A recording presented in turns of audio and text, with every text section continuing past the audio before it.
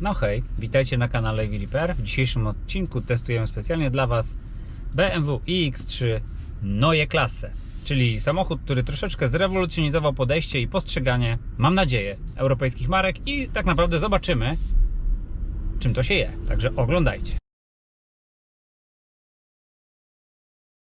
Słuchajcie, więc jak zwykle z Panią Prezes mamy okazję testować kolejny samochód. Ostatnio, zresztą zawsze jest tak, że w okolicach wiosny, lata mamy trochę więcej czasu i więcej możliwości, żeby testować samochody. No i udało nam się na szczęście dzięki uprzejmości firmy InShape, za to oczywiście bardzo dziękuję. Przy okazji firma też jest dystrybutorem marki Xpeng, przepraszam, Xpeng, czyli Xiaopeng tak naprawdę. I też korzystaliśmy z ich jakby uprzejmości w zakresie testowania pojazdów. No i oni też dystrybuują markę BMW i dzięki ich uprzejmości testujemy po prostu Neue Klasse. No i samochód chyba na samym starcie pozytywnie zaskakuje. Tak. Muszę powiedzieć, że tak jak ogólnie niemieckie pojazdy dotychczas elektryczne, z którymi miałem do czynienia, teraz trochę przyspieszę. ja No ma już przyspieszenie. Uderzyłam głową w zagłówek, także tak. No ma przyspieszenie, ma trochę przyspieszenia, aczkolwiek w teście CarWow akurat BMW iX3 wypadło gorzej niż Tesla Model Y Long Range, ale tutaj sprawia wrażenie takiego bardziej zrywnego, przynajmniej, no nie wiem, może to taka jakaś kwestia nastawienia. Natomiast wracając do tego, o czym mówiłem na samym początku, wsiadasz do tego samochodu i od razu robi fajne wrażenie. Szczególnie to tutaj, nie wiem czy to za to jest jakaś dodatkowa funkcja, dodatkowo płatna, ale ten taki wyświetlacz a la HUD, czy tak naprawdę... Wyświetlacz z przodu wygląda, no tak naprawdę... Nie, to nie jest, to jest HUD. To jest projektor HUD. Bardzo fajnie zrobione. Fajnie zrobione, nie? Tak to jakby pod maską trochę. Tak, tak. Super to jest wykonane. Ciekawe, że to jest tak wygląda, jakby był pod maską w ogóle. wygląda jak był wyświetlacz. Sprawdzimy to jeszcze, bo mam nadzieję, że dojedziemy i dźwigniemy go na podnośniku też. Będziemy mogli otworzyć to, co się tam dzieje pod klapą. Także Ale optycznie super. Nie jest w ogóle przesadzony ten samochód. Bałam się, że będzie naciapane i w ogóle mnóstwo tych. Tak. Jest całkiem dla naszego pokolenia. Jest trochę tych przycisków. One są ładniej rozmieszczone, bo ja pamiętam, czy jak żeśmy testowali, no, mamy spory gap też technologiczny, bo myśmy ostatnie BMW, jakie testowaliśmy, to było BMW i3, czyli dużo starsze, pierwsze w zasadzie BMW elektryczne, i BMW i8, nie wiem czy pamiętasz taką hybrydę. Nie mogę sobie przypomnieć BMW i8. No taki bardzo sportowy samochód, mocno futurystyczny, hybrydowy, więc to była taka wyjątkowa sytuacja. Zazwyczaj samochodów hybrydowych nie testujemy. Bardzo fajne fotele. O, to jeszcze jedna fajna rzecz. Jak sobie tutaj wsiadłem, to fotele i sterowanie ich też jest bardzo fajne, bo sterowanie mamy tutaj z boku, czyli jest bardziej dostępne, nie musimy nigdzie sięgać ręką. Jedyne co... Jest z boku i też z ekranu z przodu. No, tutaj próbowałam sobie właśnie ten podświetlenie drzwiowe. Tak, tu wyregulować, bo mnie mocno napiera. Aha. Ale... Da się? No da się, reguluje Masaż, się. wibracja, proszę bardzo. Czy witalizacja. Intensywność, aktywacja. Masz Okej, masaż? Mam masaż. A, Mam masaż. czyli taki chińsko-europejski. O, jaki mocny. Charakterystyczny ekran, to pewnie później jak będziesz robiła test wnętrza, to ja tylko tego trochę opiszę, że ekran jest charakterystyczny, bo jest przekoszony. Moim zdaniem jest to trochę zbędne, a czy to jest takie zbędne na siłę, jakby to powiedzieć, wyszukiwanie takich wątków marki? Bo pewnie takie wycięcie wyświetlacza jest bardzo drogie i to za to się płaci pewnie w cenie samochodu. Co mi się podobało, jak żeśmy przyspieszali, tam taki fragment krótki, oczywiście w granicach obowiązujących przepisów, a samochód był dużo cichszy niż Tesla Model Y. Dużo cichszy. Ale nie masz wrażenia, że otoczenie bardziej słychać? Nie, absolutnie nie. Oczywiście słychać, nawet dziwne było, gdyby w ogóle nie było słychać, no to nie jest przecież Maybach czy tego typu samochód, ale zdecydowanie jest ciszej niż w Tesli. No to w ogóle nie podlega wątpliwości. Przede wszystkim w ogóle nie słyszę toczenia się kół. W ogóle. W Tesli już przy pewnych prędkościach naprawdę to mocno słychać. Ale przyspieszenie mi się bardzo podoba. Powiem Ci szczerze, że przyspieszenie w tym samochodzie robi porządne wrażenie. Bo ja oglądałem dosłownie przed naszym testem, tak żeby odrobić lekcję, bo często mi zarzucacie, że się nie przygotowuję do tych testów, to obejrzałem sobie właśnie parę testów i między innymi chyba najfajniejszy test, jaki oglądałem, to był CarWow, gdzie porównywano ten samochód do Audi e-trona, porównywano do Tesla Model Y, no oczywiście porównanie do Tesla Model Y mnie to interesowało najbardziej. No i tam padła taka jakby teza, że ten samochód ma trochę gorsze przyspieszenie jakby tak od startu. Natomiast na dłuższym dystansie, tam było chyba bodajże pół mili, doganiał Tesla każdorazowo, nawet ją przeganiał przy samym końcu. Słuchajcie, korzystając, że jesteśmy w korku, no to przetestujemy autopilota, proszę, to jest funkcja Assist Driving. Właśnie ją aktywowałem. No i jedziemy sobie w korku. Samochód utrzymuje jakby się w ruchu. Zobaczymy, czy zahamuje. Bardzo ładnie zahamował. Zobaczymy teraz, czy ruszy ponownie. Rusza. Że utrzymuje nas w ruchu. Zobaczymy, jak długo bez bezpośredniego trzymania rąk na kierownicy będziemy mogli tak jechać. Hamuje. Bardzo ładnie. O, już na żółto nam się kierowniczka pali, ale znowu się zapaliła. Ciekawe. Bo jak hamujesz, to może dlatego. A ja nie hamuję, on sam hamuje. No, znaczy, no to jak samochód hamuje, to dlatego. Czyli w korku on może tak jechać, może w nieskończoność, zobaczymy zaraz. Czyli po przekroczeniu pewnej prędkości może to jest tak, że on każe wracać z łapami na kierownicę. O, widzisz? Przekroczył prędkość 20 na godzinę. Umieść ręce na kierownicy, umieść ręce na kierownicy, umieść ręce na kierownicy. Ale nic nie robi, przynajmniej na razie. Przyspiesz. O, natychmiast przejmie kierowanie. Dobrze. Autopilot, czy tam powiedzmy asystent kierowcy w tym wypadku zachowuje się bardzo poprawnie. Robi dokładnie to, co ja lubię najbardziej, czyli w momencie, kiedy sytuacja dochodzi do takiej krytycznej, gdzie można domniemywać, że na przykład, nie wiem, kierowca zasłabł albo po prostu przestał całkowicie zwracać uwagę na drogę, samochód nie robi niczego głupiego, tylko po prostu trzyma się nadal pasa, utrzymuje się w ruchu tak, jak powinno to wyglądać, natomiast zaczyna się zatrzymywać powoli i włącza światło awaryjne. Jest to moim zdaniem najbezpieczniejsza opcja do tego, żeby bezpiecznie wyjść z jakichś tam trudnych sytuacji, jednocześnie nie spowodować kolizji zagrażającej tym ludziom, którzy są w środku i też tym ludziom, którzy znajdują się na zewnątrz, czyli innym uczestnikom ruchu. Także duży plusik dla BMW. No i poza tym wizualizacja, kurczę, też bardzo fajna. Tak, podoba mi się. Wreszcie Niemcy zrobili to elegancko, mimo iż nie ma tutaj takich fajerwerków, powiedzmy, wizualizacji jazdy, jak to jest w Tesli, ale nie jest to potrzebne, bo to wygląda, kurczę, no mega, mega fajnie. Nie jest za dużo nawalone, przejrzyste. Mega. Nie wiem jeszcze, jak wiesz, jakby wyglądało, jak będzie mocno słońce świecić. Czy No też nie, no jest to... taki wyraźny i Myślę, że tutaj ten ekran jest bezpieczny. Bardziej tutaj o tym bym się zastanawiał, ale ten, no powiem Ci tak.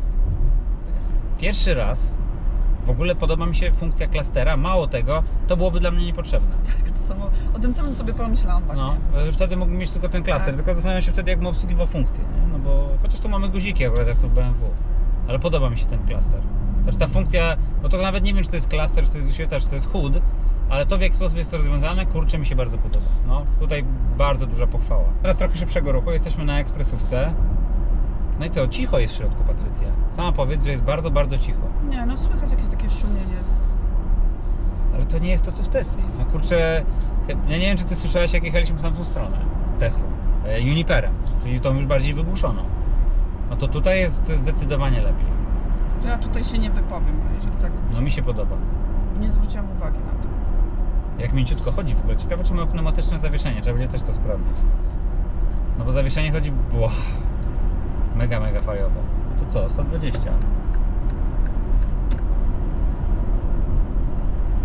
Kurczę, nie no. Zmienić samochód. Nie, no nie, na razie nie zmienię, no bo dopiero co Tesla kupiłem. Poza tym wciąż uważam, że Tesla jest dobrym samochodem, ale ten samochód robi bardzo fajne wrażenie. Zobaczymy, jak zużycie energii, bo tutaj też jak oglądałem te wszystkie recenzje tego samochodu, to wyszło, że to zużycie jednak jest większe, niż by się mogło wydawać. Poza tym samochód ma bardzo dużą baterię, on ma ponad 100 kWh baterii. Patrz, nawet tak od tej setki ciągnie, nie? Taki jest, kurczę, Wbija mi cały czas. zrywny, ładnie się trzyma, bardzo fajnie się kieruje tym samochodem, jest taki bardzo pewny w kierowaniu. Troszeczkę jest taki, on się troszeczkę różnił, ja mam taką swoją segmentację, gdzie mam takie samochody, które pływają, takie, nie wiem, jak na przykład wszelkiego rodzaju Chińczyki, które są takie wannowate, jak ja to mówię. Są samochody takie jak Volkswageny, które mocno się trzymają gleby, a ten jest taki wypośrodkowany. Widać, że solidnie jest skonstruowane zawieszenie, że on w ogóle solidnie się trzyma, ale z drugiej strony ma w sobie taką lekkość. Nie jest taki aż ultra precyzyjny i maszynowy, o tak bym to nazwał, jak Volkswagen. No dobrze, będziemy robić teraz test od 0 do setki. I ognia. Wbiło mnie w fotel. Szybciutko. O, ja myślę, że bardzo podobny wynik do Tesli. Obstawiałbym jakieś 5, Szybko. 4, coś takiego, bardzo ładnie. No, nastała taka teraz też sytuacja, że rozładowała nam się GoPro akurat. I tutaj zobaczcie, tak jak mówiłem wcześniej, ten autopilot, on cały czas, w momencie kiedy ja go nie rozłączę, czyli nie będę notorycznie nie trzymał rąk na kierownicy, to on będzie cały czas mnie wspierał. Czyli on cały czas dostosowuje prędkość do przepisów, dostosowuje naszą prędkość też do poprzedzających pojazdów, trzyma się pasów, zatrzymuje się, rusza, także no, pod tym względem jest dużo bardziej zaawansowany niż ten podstawowy pilota Tesli, którego mamy jakby w zestawie. Tak, zwłaszcza, że jak jedziemy na autostradzie i zmieniasz pas, to on ci się zawsze rozłącza, ten Tak, autopilot. a tutaj jest, no pod tym względem jest dużo lepiej. Dobrze, ja sobie go rozłączę, czyli hamujemy, rozłączamy i możemy jechać dalej. Andrzej, jak podoba Ci się ten samochód? Super wygląda, naprawdę kosmos. Ja ogólnie lubię BMW, a tym bardziej elektryczne, ale teraz sprawdzimy go jeszcze na podnośniku, jak to pod spodem, ale no wygląda, robi wrażenie naprawdę. Słuchajcie, to tyle opinii Andrzeja na temat BMW iX3. Andrzej oczywiście lubi markę. Ja osobiście uważam, że tutaj, jeżeli chodzi szczególnie o tył tego pojazdu, to mamy trochę inny wygląd, inny design. Widzę, że tu jest albo inspiracja chińskimi markami, albo po prostu pewna próba przypodobania się chińskiemu klientowi i widzę tutaj takie kształty, które no, na przykład mi przypominają bardziej Alfa Romeo. Ale dobrze, lecimy w górę. Zaczniemy oczywiście jak zawsze od tego, co mamy tutaj za kółka. Przy okazji muszę pochwalić to, jak są umiejscowione miejsca do podnoszenia samochodu. Są bardzo wyraziste. Myślę, że możemy to porównać do tego, jak jest to mniej więcej zrobione w Teslach. Czyli mamy takie wyraźne miejsce, plastikową taką wypustkę, oczywiście ze wzmocnionego plastiku, pod którą podkładamy łapy i dzięki temu wszystko jest bezpieczne i dokładnie wiemy, gdzie mamy to robić. Dobrze, badamy teraz przede wszystkim oczywiście felgi bardzo charakterystyczne dla samochodów elektrycznych z obniżonym współczynnikiem oporu powietrza. Charakterystyczne felgi, czy komuś się podobają, czy nie, to jest sprawa indywidualna. Teraz sobie zobaczymy, jaki mamy tu rozmiar. 21, czyli spory rozmiar, powiedzmy, większego samochodu. Tutaj moglibyśmy to przyrównać do Tesla Model Y Performance na przykład. Profil 40, czyli dosyć niski, aczkolwiek nie za niski. I 255 przynajmniej z tyłu. Teraz zobaczymy, jak to wygląda z przodu. Czy jest tożsame, czy jest inaczej. Nie, dokładnie to samo. 21 cali, profil 40, szerokość 255, także mamy dokładnie takie same opony po obu stronach. Już stąd widzę, że zawieszenie jest dosyć prymitywne, co jest dosyć ciekawe, bo samochód prowadził się bardzo wygodnie po drodze. To lecimy w górę zobaczyć, jak to w rzeczywistości wygląda. No dobrze, mamy samochód na podnośniku, teraz już widzimy dokładnie wszystko, co znajduje się pod spodem. Pierwsze co, tak jakby pierwszym rzutem oka widzimy, że powierzchnia jest bardzo płaska, mamy też wyprofilowane osłony, więc ten współczynnik oporu powietrza tutaj jest no, minimalny, oczywiście w granicach zdrowego rozsądku i możliwości. Co do zawieszenia, no to na szczęście wygląda to inaczej niż się tego spodziewałem. W sensie patrząc od góry myślałem, że mamy takie bardzo prymitywne kolumny MacPhersonu, natomiast mamy zawieszenie wielowahaczowe, dosyć charakterystycznie ustawione, mimo iż mamy też napęd naprzód i ewidentnie wskazują na to półosie. No to mamy tutaj wiele takich, zresztą BMW bardzo często tak ma, że ma bardzo dużo takich właśnie udziwnionych wahaczy. Andrzej pewnie to dobrze zna też ze swojej BMW-ki. No, zawieszenie było bardzo wygodne. Mogę Wam powiedzieć, że jazda tym samochodem jest naprawdę ultra komfortowa. Do tego układ hamulcowy też solidny. Widać, że te zaciski hamulcowe są dostosowane do tego, żeby ten samochód łatwo i pewnie zatrzymać. Jeszcze jedna ważna rzecz, czyli te wszystkie przestrzenie tutaj we wnętrzu nadkola są też bardzo ładnie przysłonięte. Czyli w momencie, kiedy ten samochód nam siądzie na glebie, tak delikatnie to określając, całe zawieszenie pójdzie nam do góry i będziemy mieli tutaj w miarę płaską powierzchnię i niewiele elementów, które będą doprowadzały do zawirowań powietrza. Osłony plastikowe, wszystko elegancko zasłonięte. Mamy tu niewielkie wloty, widzimy elementy silnika. Natomiast czego nie widzimy, i bardzo dobrze zresztą, nie widzimy zbyt wielu przewodów wysokiego napięcia. Widzimy, że tu wszystko jest w miarę dobrze poukładane. No cóż, niemiecki styl. Obudowa baterii, wszystko tak bardzo fajnie przysłonięte. Nie wiem, czy widzicie, że tak naprawdę to wszystko to nie są stricte obudowy baterii, to wszystko są takie dodatkowe osłony, które zabezpieczają wszystko dookoła przed dostawaniem się różnego rodzaju brudów, zanieczyszczeń, przed uderzeniami kamieni. Tu macie takie specyficzne blokady do ściągania. Tutaj jest śrubunek z kolei. Wszystko jest w miarę szczelnie obudowane. No i przechodzimy sobie do tyłu. Solidne zaciski hamulcowe, oczywiście hybrydowe, z hamulcem parkingowym elektryczno-elektronicznym i oczywiście standardowy hamulec hydrauliczny. Zawieszenie wielowahaczowe. No, wygląda to Wygląda to tak jak jeździ, czyli jest zrobione bardzo komfortowo. Dodatkowy plus, czyli fajnie wyprofilowana osłona dolnego wahacza, na którym przy okazji opiera się sprężyna. I to też powoduje oczywiście zmniejszenie współczynniku oporu powietrza, a dodatkowo chroni go przed uderzeniami kamieni, czyli opóźnia też problemy związane z korozją, bo te wszystkie wahacze tutaj są wykonane z profilowanej stali. Półosie muszę sobie zobaczyć. No niestety ustawione asymetrycznie, czyli jedna półoś ma wałek pośredni, zresztą zaraz to zobaczycie. Elementy silnika są troszeczkę narażone na jakieś tam powiedzmy uderzenia. Natomiast no, w Tesli też tak czasami bywa i te silniki one nie cierpią z tego powodu, więc nie widziałbym tutaj dużego problemu. Tutaj macie taki wałek, można powiedzieć pośredni, który redukuje kąty, albo inaczej powoduje, że kąty na obydwu półosiach są tożsame. Dodatkowo tutaj, jak sobie zajrzymy, widzimy już przewody wysokiego napięcia. Są one dosyć mocno wystawione na działanie warunków zewnętrznych.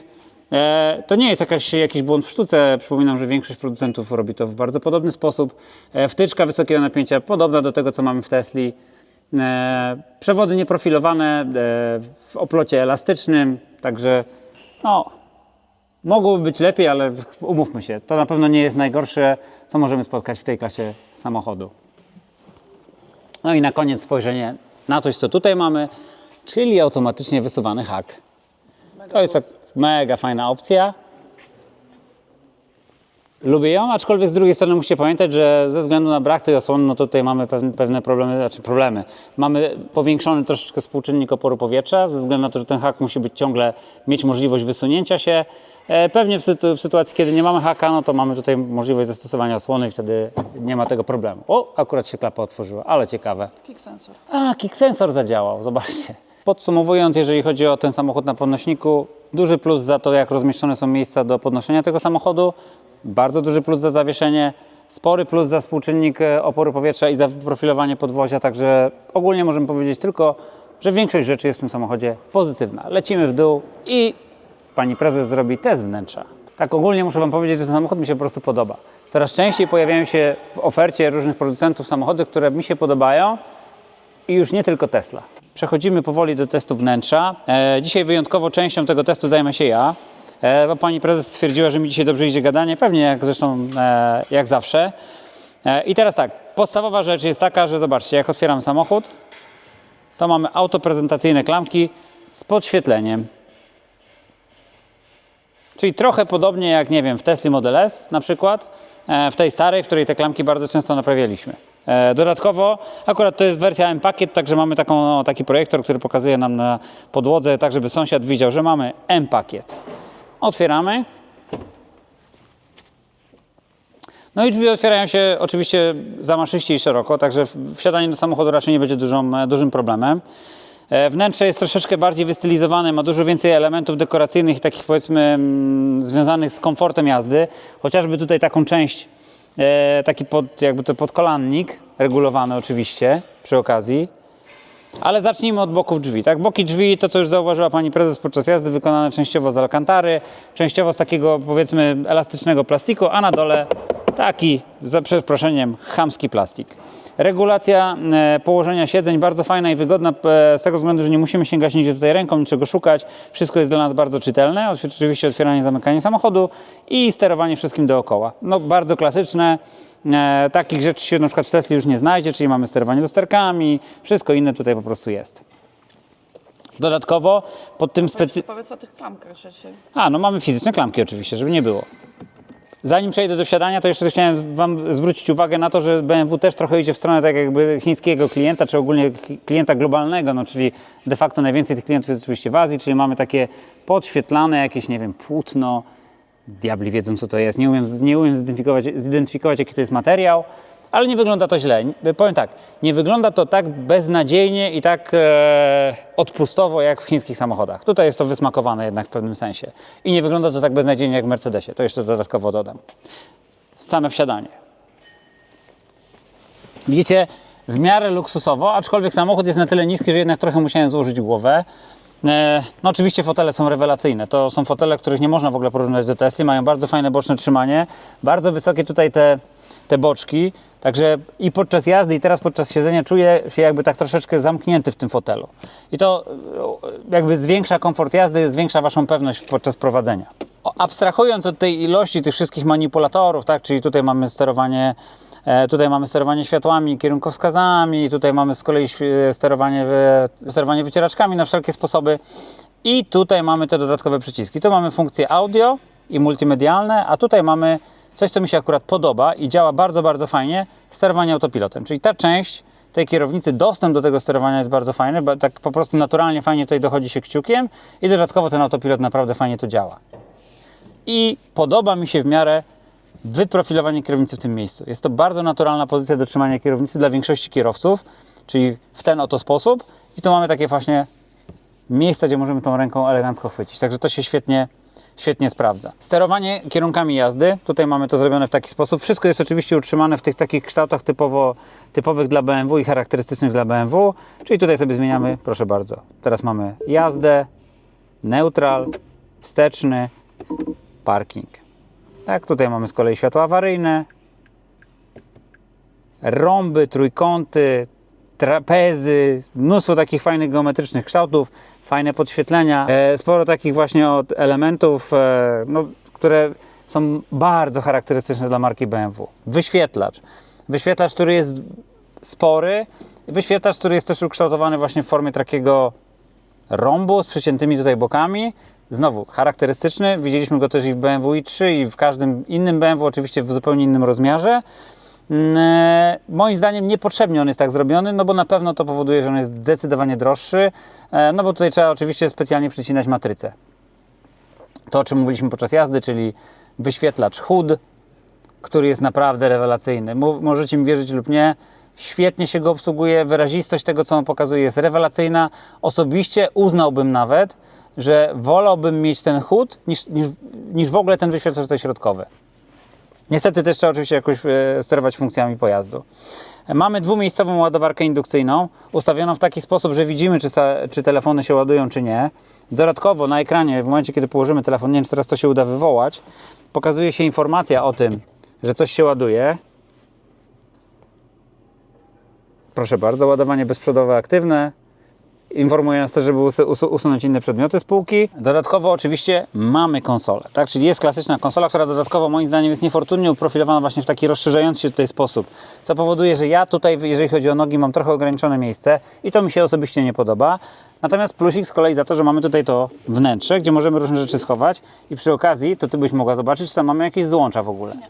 Nic tam nie ma, tak? Nie ma tu żadnego ani 12V, ani nic. No okej, ale tak czy siak to miejsce jest fajne, ono też jest wyłożone gumą, także tutaj można przewozić jakieś tam przedmioty. Dodatkowo oczywiście w podłokietniku też mamy taką wnękę. A to nawet nie wiem, co to jest. A, tu jest właśnie 12V, proszę bardzo. Pod taką zaślepką a la zapalniczka. Dawno nie widziałem w ogóle zapalniczki w samochodzie. Zamykamy. Ogólna stylistyka jest taka właśnie, no jakby to powiedzieć, ja to nazywam luksusowa trumna, czyli bardzo, bardzo ciemno jest tutaj w środku, jest też, mimo iż dach jest panoramiczny, też jest trochę przyciemniany. Ogólne wrażenie jest takie po prostu przytłaczające trochę. Wydaje mi się, że mogłoby tu być trochę więcej kolorystyki, trochę więcej przełamań, bo geometrycznie tych przełamań jest sporo, więc te kolory by dodały trochę więcej takiej ciekawości. Tu jeszcze mamy taką górną konsolę, w której mamy oświetlenie, funkcję SOS i myśleliśmy, że też będzie funkcja sterowania dachem, ale nie ma, bo nie ma przesłony dachowej. Przynajmniej w tej wersji tego nie ma. No to przechodzimy na tył. Zobaczymy, jak to wygląda z tyłu. Drzwi też się otwierają dosyć szeroko. Znowu mamy fajne miejsce tutaj na bidon. Z przodu Wam o tym nie mówiłem, ale też jest dokładnie bardzo podobna wnęka. Tutaj wszystko jest fajnie podświetlone ambientowo, także w nocy mieli takim niebieskim światełkiem, także w nocy raczej bez problemu byście trafili do tych wszystkich tutaj miejsc, gdzie jest klamka, czy ta rączka do zamykania drzwi. No i co, wsiadamy. Zobaczymy, jak z wsiadaniem. No i też wsiadanie jest ultra wygodne. I jest bardzo dużo miejsca. Jest naprawdę rewelacyjnie dużo miejsca z tyłu. Znowu wydaje mi się, że to jest pewnego rodzaju ukłon w stronę rynku chińskiego i chińskich formatów, gdzie te samochody też mają bardzo dużo miejsca z tyłu. Już od razu plus za to, co tutaj się znajduje. Mamy tutaj plastik. To powiem szczerze, nie wiem, co to jest. Jest to pewnie do montowania czegoś. Będziemy musieli chyba się dowiedzieć, o co tu chodzi, bo ja nie wiem. To jest po prostu pewnie jakieś takie miejsce montażowe czegoś. Nie wiem czego. Bardzo fajne, twarde, ale fajne fotele. Ok, więc tak, mamy oczywiście podłokietnik. Znowu to miejsce środkowe to jest miejsce takie powiedzmy hipotetyczne. Raczej nie zalecałbym nikomu jazdy w długą trasę w 5 osób. Samochód jest bardzo mocno 4-osobowy i tutaj te wyprofilowania siedzeń też z tyłu, one mocno to sugerują. Podłokietnik ma oczywiście 2 miejsca na kubki. Bardzo klasycznie. Tutaj niestety nie ma wyświetlacza tak jak w Tesli. Mamy tylko sterowanie klimatyzacją plus 2 porty USB-C oraz fizycznie nakierowywane nawiewy, czyli bardzo klasycznie. Co jeszcze mogę powiedzieć? Oczywiście mamy tu perforację. Co tu jeszcze mamy? Mamy oczywiście izofixy, no ale to już jest, powiedziałbym, sprawa normalna. Mamy oświetlenie indywidualne dla każdego pasażera, haczyk i coś takiego, nie wiem co to jest. To też znowu, jak będziecie wiedzieć, to dajcie znać, czy to jest do montowania czegoś, czy co to jest. Ma cykor łapek, to jest też fajne, nie fajne, to jest takie charakterystyczne, że BMW też nie ma cykor łapek, tak jak Tesla, co akurat bym skrytykował. To co? Idziemy do bagażnika. Andrzej mówi, że jest tu kick sensor i rzeczywiście ten kick sensor jest, ale nie zawsze działa. Dlatego ja już nie będę się bawił w ten cholerny kick sensor, tylko sobie otworzę to w ten sposób. Ja już Wam nagrałem tutaj ze swojej perspektywy ten bagażnik i jego przestrzeń. On mi się wydaje stosunkowo mały jakby do wielkości tego pojazdu. Niewielka jest też ta przestrzeń tutaj, o, zobaczcie, na której można trzymać przewody do ładowania, można trzymać jakieś tam apteczki, tak jak tutaj to zresztą jest, czy tego typu historie, natomiast tego miejsca jest niewiele. No i ta przestrzeń tutaj bagażowa jest niewielka. Ale muszę oczywiście powiedzieć na plus, bo Andrzej o tym powiedział i byłoby mi głupio i pewnie Andrzejowi byłoby smutno, gdybym tego nie powiedział. Tu jest płasko. Tak, tu jest płasko, także dzięki temu będziecie mogli coś łatwo włożyć. Minus za plastikową powierzchnię. Jeżeli mamy już taką płaską powierzchnię i coś byśmy tu wsuwali, to zdecydowanie lepiej, żeby to było właśnie zrobione ze stali kwasowej i się nie rysowało. Taka przesłona montowana na takich sznureczkach tutaj. Ciężko powiedzieć, czy to ma jakiekolwiek znaczenie. Dosyć spory minus za to, że nie ma tutaj outletu 12V i przypominam, co mamy.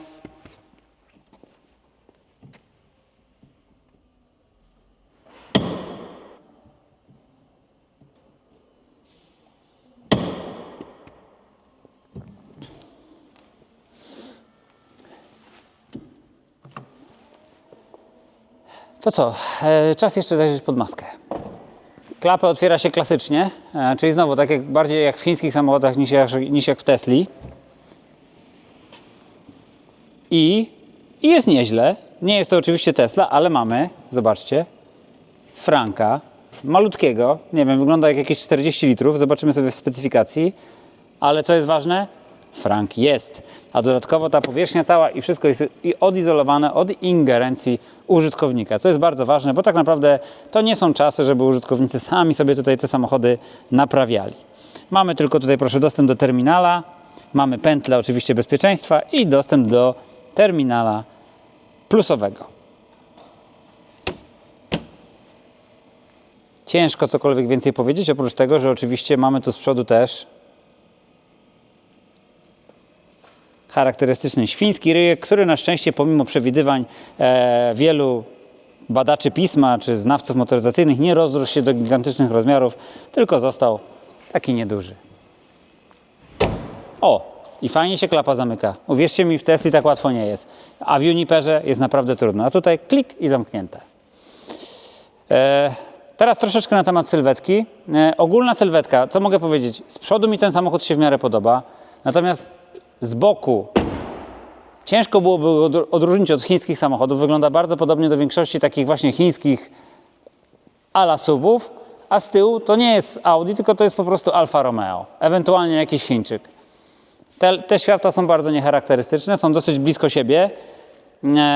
I powiem szczerze, bardzo mi to przypomina stare Alfa Romeo i dużo bardziej mi to przypomina Alfa Romeo niż właśnie to, co ja bym uważał, że kojarzy mi się z marką BMW. Więc jeżeli chodzi o wygląd, no nie jest ten samochód jakoś szczególnie zachwycający, ale z kolei Andrzej mówi, że mu się podoba. Ale wydaje mi się, że Andrzejowi podobałoby się wszystko, jakbyśmy nakleili na to BMW. Jakbyśmy mu przywieźli Xpenga i wsadzili tam logo BMW, to też by mu się podobało.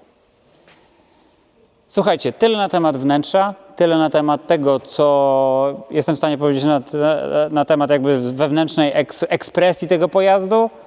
Tutaj mamy gniazdo portu ładowania, znaczy klapkę portu ładowania, zobaczcie. O, otwiera się automatycznie, zamykana z guzika. Oczywiście mamy do dyspozycji CCS, przy okazji przesłonę do ładowania prądem stałym, a na co dzień korzystamy tylko ze złącza prądu przemiennego. To co, zamykamy klapeczkę.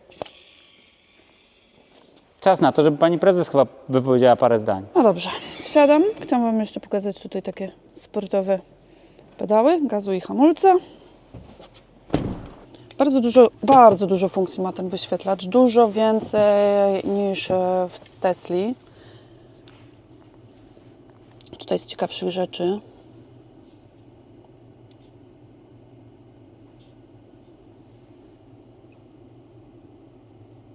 Sterowanie klimatyzacją. Bartek, nie wiem, czy wspomniał przy teście wnętrza, ale tutaj z przodu te fotele mają funkcję masażu. Także też Wam zaraz pokażę, gdzie to poustawiać. Dobrze, to tak, klimatyzacja. Tutaj nie za wiele do odkrycia. Mamy multimedia, nawigację, połączenia, urządzenia, na przykład z telefonem.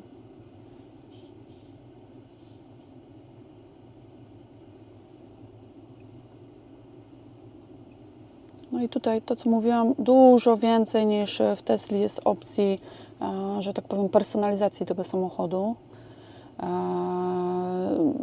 Od wyboru szybkiego dostępu, później mamy asystenta kierowania i tutaj mamy także bezpieczeństwo. Można też, tak jak widzieliście, wybrać tryb przyczepy, bo jest hak. Opcje parkowania. Tutaj mamy napęd, można konfigurować. To Wam pokazywaliśmy. Eco Comfort indywidualny. Nie wiem, czemu nie jest podświetlony dynamik, może... Aha, w aktualnym profilu nie jest dostępny. Także mamy napęd, układ kierowania, rekuperację. Później do ładowania. Mnóstwo funkcji. Światła, mamy oświetlenie zewnętrzne, oświetlenie wnętrza i tutaj możemy kolor tego oświetlenia wybrać sobie, jaki chcemy, czy to jest granat, czy czerwony, czy żółty, no może zróbmy zielony. O, no przez chwilę było fajnie. Tak.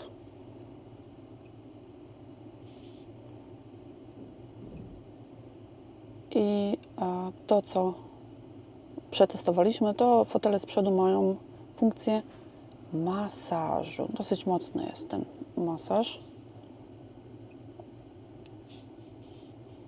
Ustawienia drzwi,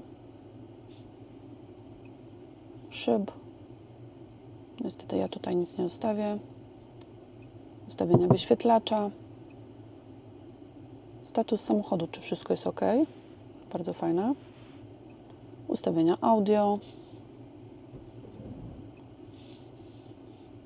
Kluczyków. Efekty samochodu też nie ustawię niestety. Połączenia. Oprogramowanie i system. Jak Andrzej Ci się podoba ta fura? Super. Ja by kupiłem. Wymieniłem by tak na trójkę na swoją. No, bardzo mi przyspieszy. jakiś tryb sport? Dobrze przyspiesza, to jest Tak? sport. Znaczy my nie jesteśmy w stanie zmienić trybów tutaj. A, okej. Słuchajcie, mamy koło naszej lokalizacji taki kawałek terenu wyboistego, na szczęście niezbyt wyboistego, gdzie możemy sobie sprawdzić zawieszenie. Jest sporo przełomów, jedziemy właśnie, no i co? Miękko jest. Miękko jest, jest fajnie. W ogóle Jest nie miękko, ale nie jest za miękko, nie jest to też taki bujany samochód. Nie buja, ale nie czuć, żebyśmy jechali po nierównościach, które tutaj są. Są spore nierówności. My tu testujemy zawieszenia, żebyście mieli świadomość. Jak robimy zawieszenie, żeby sprawdzić, czy wszystko zostało zrobione dobrze, albo żeby sprawdzić, co jest nie tak, to sobie tutaj wjeżdżamy na ten właśnie placyk obok. Bardzo fajnie. Fajnie. I bardzo fajnie ta kierownica lekko chodzi. Tak, też to zauważyłem. Także test zawieszenia, możemy powiedzieć, że samochód przeszedł rewelacyjnie dobrze.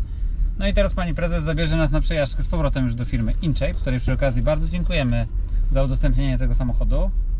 No i pani prezes się wypowie na temat swoich wrażeń, które jak na razie się pokrywają, że lekko chodzi kierownica, że fajnie zawieszenie Nie pracuje. no, ja już jak siedziałam po twojej stronie, na miejscu pasażera, to mi się podobało. Cały czas nie mogę wyjść z podziwu, jak bardzo fajny jest ten ekran tutaj. Ten Z HUD, przodu. tak, ten Bardzo, panoramiczny. Bardzo. Po długości całej mamy tutaj panoramiczny wyświetlacz HUD, który jest przy okazji, można go konfigurować tutaj z ekranu. I powiem Wam, że wyrazistość tego, a jest dosyć jasno dzisiaj, nawet słońce świeci czasami, to ze względu na to, że tutaj mamy tą część szyby jakby przyciemnioną, bo za tą przyciemnioną częścią szyby jest znowu, są wycieraczki i tam jest po prostu klapa maski, czy tam maska po prostu, klapa. I to, no fajnie to działa. Po prostu jedna z fajniejszych rzeczy, jaka jest w tym samochodzie. I tyle. Na plus. Na plus, Na tak, duży zdecydowanie. plus, tak. Chciałabym takie nawet mieć u siebie. Bardzo mi się podoba, że on tak nie szarpie, znaczy nie gwałtownie tak przyspiesza. Ja jak w porównaniu do Y na przykład, to robi to płynnie. I hamuje też tak płynnie, nie tak. Nie Mówisz o szarpie. rekuperacji teraz. Tak. Tak, nie używam hamulca. Jak większość użytkowników samochodów I bardzo dobrze, tak elektrycznych. róbcie. Nie używajcie hamulców. Popieram. Właśnie przed chwilą też przy okazji nagrywania tego materiału Wiktoria z Żenią nagrywa materiał na temat wymiany tarczy klocków Tesla Model S. Bardzo częsta sytuacja. Wydawałoby się, że w elektryku tego się nie robi. Nie przyspiesza gwałtownie. No ja odnoszę wrażenie, przynajmniej jako pasażer, że No gwałtownie. właśnie i to ja takie same miałam wrażenie, bo co chwilę uderzałam głową w zagłówek tutaj siedząc. Natomiast jak siedzę tutaj jako kierowca, to on to robi jak dla mnie bardzo płynnie. Zużycie energii też nie jest jakieś szczególnie wysokie, jak patrzę na średnie. Takie Teslowe. Krytyka w internecie jest taka, że on wbrew pozorom zużywa trochę więcej energii, ale ja tego tutaj na tą chwilę przynajmniej nie jestem w stanie potwierdzić. Bardzo fajnie mi się go prowadzi. To jest chyba pierwszy samochód, który mogę powiedzieć tak stanowczo, że mogłabym jeździć takim, tak? Zamiast Tesli? Mimo, że ja przyznam szczerze i mówię Wam, nigdy wcześniej nie jeździłam BMW. To jest mój chyba pierwszy raz, no może z wyjątkiem te i3, tak? Ale to tylko na testach. Faktycznie uważam, że nie miałbym problemu, żeby przesiąść się z tego samochodu, w sensie z Tesli do tego samochodu. Jest to samochód, który już naprawdę dużo fajnych rzeczy daje. Bo powiedzmy, że luksus jest drugorzędny, ale samochód jako taki, nie patrząc na logo, jest fajny, oprócz bryły, która mi się nie podoba. No bryła tego samochodu mi się nie podoba, takie przerośnięte kombi. Taki właśnie chiński standard. Tutaj akurat strasznie dużo właśnie takich motywów chińskich widzę. Ja nie przywiązuję aż takiej wagi do tego, jak samochód z zewnątrz wygląda, także za wyjątkiem tej multiple, której nie jestem w stanie... No nie, no to BMW na pewno wygląda lepiej niż Multiple, ale to nie jest BMW, które wygląda jak BMW. O. Tak jak na przykład Porsche udało się zachować sylwetkę, patrząc na Macana, który owszem oczywiście odbiega trochę od standardowej sylwetki Porsche, ale i ma ten w sobie ten charakter, to tutaj ciężko znaleźć BMW. O, tutaj bym taką zaryzykował tezę. Już wiem, czego mi brakuje. Czego? Jak wrzucam kierunkowskaz, odruchowo patrzę na ekran. Szukam tego szukasz tego wyświetlacza. Przydatna funkcja. Żeby sprawdzić, Przydatna czy nic nie funkcja. jedzie, Zgadzam tak. się. W tej martwej strefie. Knie autopilota. Raz? Tak. Już nie musisz trzymać gazu i po Nie prostu trzymam. będzie cię prowadził. Możesz sobie zmieniać pasy, to jest właśnie fajne w tym. Nie możesz go przełamać, tylko musisz włączyć kierunkowskaz, nie?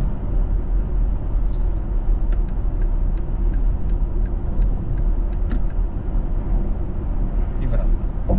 Dobra. dobry, nie? Nie trzymam tak nogi na gazie.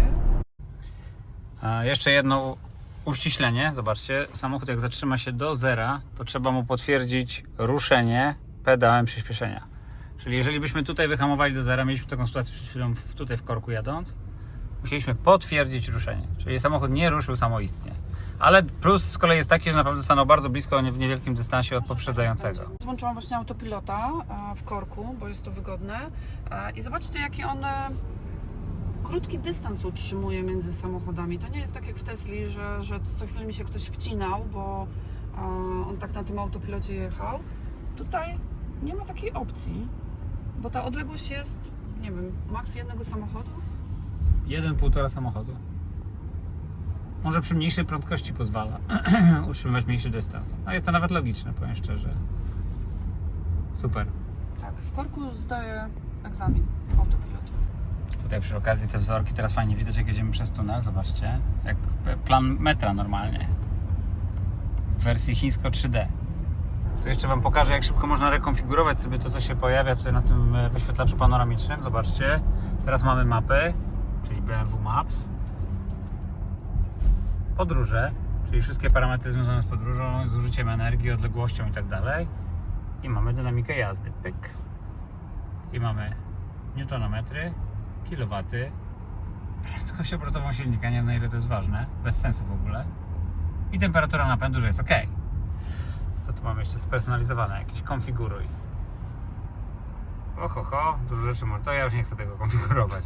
Ale dużo rzeczy, jak widzicie, można dużo rzeczy zrobić. Przejść do parametrów testowanego egzemplarza, a tak naprawdę do egzemplarza bardziej podstawowego, bo niestety konfigurację musieliśmy wziąć ze strony BMW.